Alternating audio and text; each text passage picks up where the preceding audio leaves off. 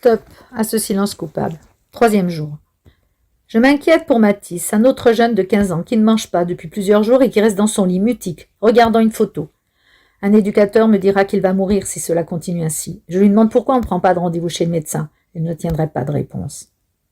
Voici un exemple de rapport qui le concerne. Mathis est un jeune discret qui n'apprécie pas le collectif. Il s'isole souvent dans sa chambre et passe toutes ses soirées au téléphone avec sa mère. Sa relation fusionnelle semble empêcher Mathis de faire ses propres choix et ses propres demandes. La difficulté est qu'il s'adresse toujours à sa maman au lieu de communiquer avec ses éducateurs. La relation éducative n'est pas efficiente en termes de confiance et de réponses individualisées. En effet, la mère de Mathis recueille les demandes de son fils. Un travail a été effectué afin d'amener la mère à se distancier. Cela a pris du temps et Mathis commence à s'en saisir et à sortir de cette relation fusionnelle et difficile pour Mathis, englué dans une indifférence avec sa mère.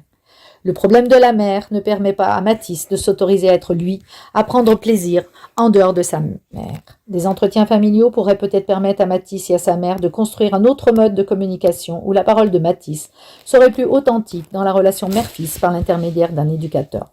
Ce serait éventuellement une solution lors de visites à domicile. Ce rapport ressemble à bien d'autres rapports. Les copier-coller sont légion. Personne n'a le temps de réfléchir à de tels rapports, ni souvent les compétences. Et qui connaît réellement Mathis? En effet, personne ne prend le temps d'échanger avec lui. On le laisse seul dans sa chambre.